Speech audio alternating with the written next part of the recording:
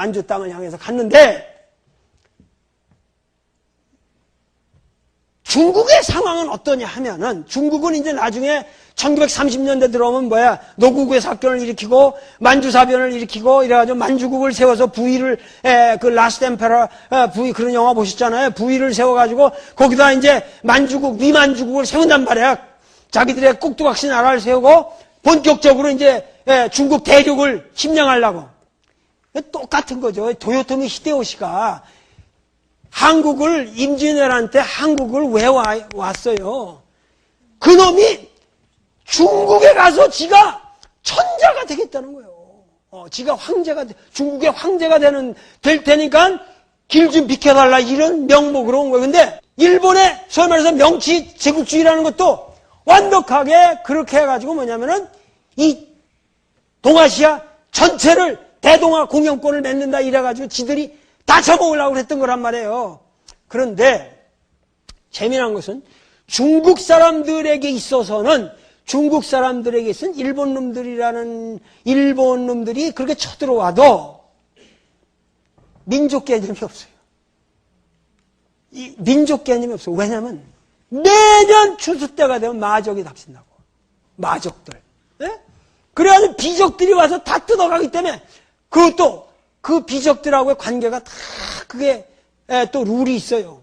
그래가지고 매년 비적들한테 시달리기 때문에 일본 놈이 와도 그냥 또 비적인가 보다. 이러지. 중국 사람들은 무슨 중국 민족이 지금 우리 일본 민족하고 국권을 수호하면서 투쟁해야겠다. 이런 게 없는 거예요. 그러니까 모택동이가 싸우기가 엄청 힘든 거예요. 모택동이가 공산주의를 가지고 야 중국 놈들이 지금 일본 놈들이 우리 중국을 다 지배하려고 그런다. 빨리 일어나서 싸우자. 누가 싸워? 그 비적 새끼들 뭐 좀 띄워주고 말지 뭐. 땅이 워낙 크니까. 그래서 소위 말해서 그 중국 사람들을 계몽해야 되겠는데 계몽시키려면 민족의식에 투철해야 되고 일본 말을 잘 해가지고 일본 말을 하면서 일본을 알고 그러면서도 중국말을 잘해야 되는데 그런 사람들이 중국 사람 중에 없었어요. 그런데 한국 사람들은 민족의식에 투철하고 일본 놈이라고 그냥 죽이고 싶어하는 거예요. 거기다가 일본말 잘하지, 한국말 잘하지, 중국말 잘하지. 평균적 한국 사람들이. 그러니까 여러분들이 아셔야 할 건 중국의 혁명은 누가 일으킨 줄 아십니까? 모택동이가 일으킨 게 아니에요. 한국 사람들이 만들어준 거예요. 이런 역사를 우리가 모릅니다. 여러분들 중국이 왜 그 6.25 때 중국이 그 일사후 때 기억하시잖아요. 중국놈들도 미쳤다고 지들의 100만 명의 어린애들을 지들의 후손을 한국에다 보내요? 우리는 인해전술로 와서 그 새끼들을 다 미국놈들이 이렇게 해가지고 했다고 그러지만 거기서 죽어간 중국 사람들은 불쌍하지 않냐고. 그런데 수양제가 고구려 파견한 사람보다 모택동이가 파견한 사람들이 더 많잖아요. 왜 그럴 수 있어요? 의리를 지켜야 되니까. 중국 혁명은 한국 사람들이 만들어줬다는 걸 모택동이가 아는 겁니다. 그렇기 때문에 그 은혜에 보답하기 위해서 북한이 이렇게 했을 때 보내는 거예요. 여기에는 아주 복잡한 얘기들이 있습니다. 제가 조금 이따 이거 시간이 가면 안 되는데 이거.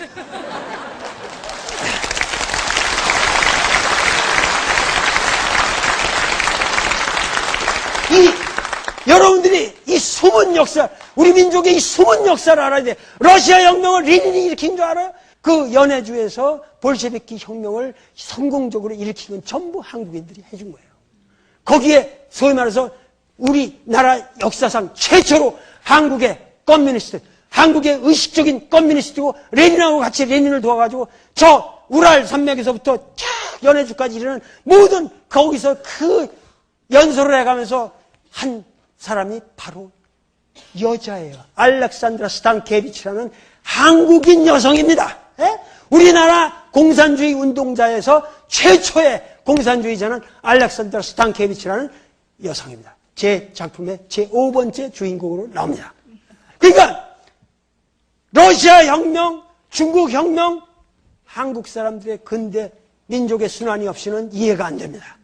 이러한 민족의 순환은 우리 세계사를 바꿔갔어요. 그것이 일본 놈들이 우리나라를 그렇게 점령하고 짓밟은 동안에 우리 민중은 깨어간 겁니다. 일본 놈들은 수탈하고 짓밟고 남을 억압할 때 우리는 인권이 무엇인가를 알았고 민족이 무엇인가를 알았고 국가를 어떻게 지켜야 한다는 것을 투철한 의식을 가지고 싸워나간 겁니다. 아시겠어요?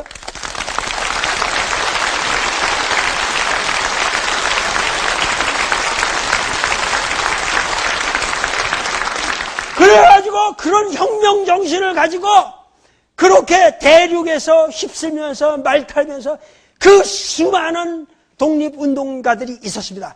그 독립운동가들이 활약할 수 있었던 것은 100만에 가까운 이 중국 대륙에 있는 한국 인민들이에요. 그 일본군이 가장 두려워했던 이름이 홍범도입니다. 홍범도라는 인물인데 저 삼수갑산 저 북청에서 활약한 사람이에요. 그 부인이 북청 여자라서 그쪽에서는 원래 이 사람은 평양 사람이에요. 그런데 이런 그 홍범도 부대 같은 것도 뭐냐면은 그 나타나면 그냥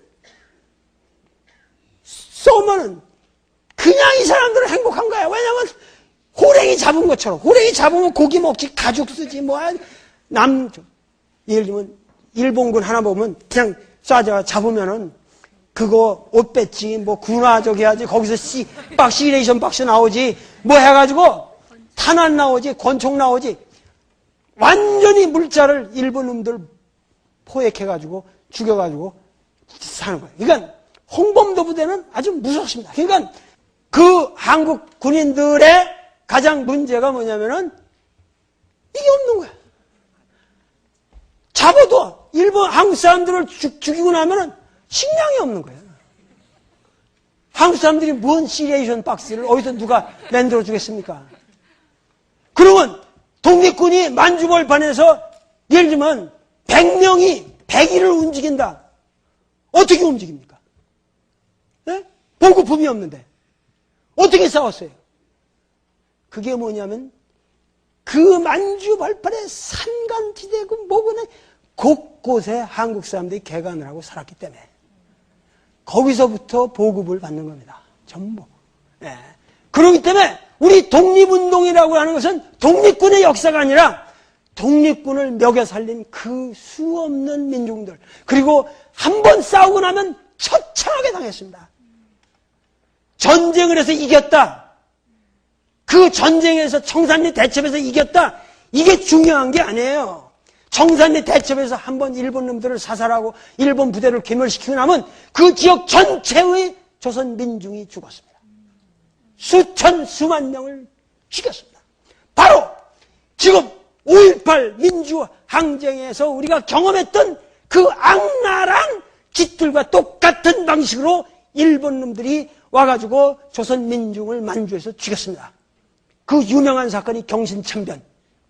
그래가지고 지금 보세요. 여기 보면은 이쪽 만주 지역에서 투쟁한 사람들은 뭐냐면 여기 동북항일연군이라고 그래서 이쪽에서 투쟁하던 소위 말해서 항일연합전선 항일연군이라고 그래. 그 항일연합 그 연군이 여기서 있었고 그 다음에 이쪽 그 화북지역이라고 그래서 이 중부에 여기에는 뭐냐면 이 팔로군이 연안에서 장정이라는 거 알잖아요. 롱마치. 장정을 거쳐가지고 연안에 와가지고 여기 있는데 여기 와서 소위 말해 팔로군 본부에 들어가서 그들과 협력해서 싸운 조선의용군이라는 게 있었어요. 예? 그리고 그거 이 밑으로 상해 이쪽으로 이 상해로부터 여기서 나중에 가게 되는 뭐야? 대한민국 임시정부의 외교 노선이 있었고.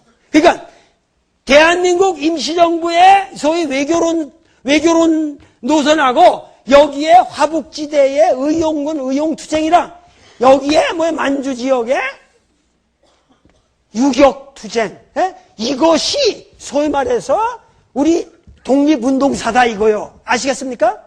독립운동사의 대맥이 이렇게 흘러가는데 자 여기서 말이야 복잡한 문제가 생기는 거예요. 뭐냐면 1945년에 지금 6.25 얘기를 하려고 그러는 건데 1945년에 1945년 8월 15일 날 그렇게 선언하고 나니까 소위 말해서 우리는 팔로군을 위해서도 싸웠고, 대한민국 임시정부는 어디랑 싸웠어요? 어디에 붙었어요?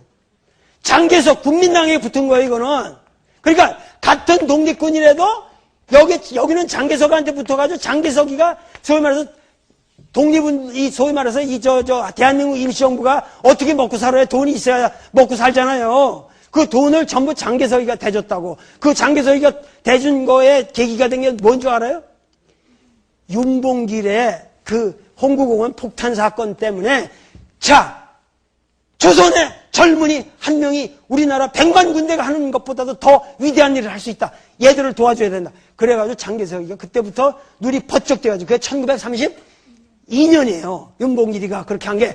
그러고 나서 대한민국 임시정부가 활성화됩니다. 그런데 1945년에 일본이 항복하고 이렇게 됐잖아요. 그러면은, 그러고 나서, 이 정말 비극적인 얘기인데, 중국이 만약에 그때 통일이 되어 있었다면, 모택동이나 장개석 누구 한쪽으로 통일이 되어 있었다면 우리나라가 분열됐겠습니까? 안 됐겠습니까? 안 되는 겁니다. 왜냐하면은 우리가 1940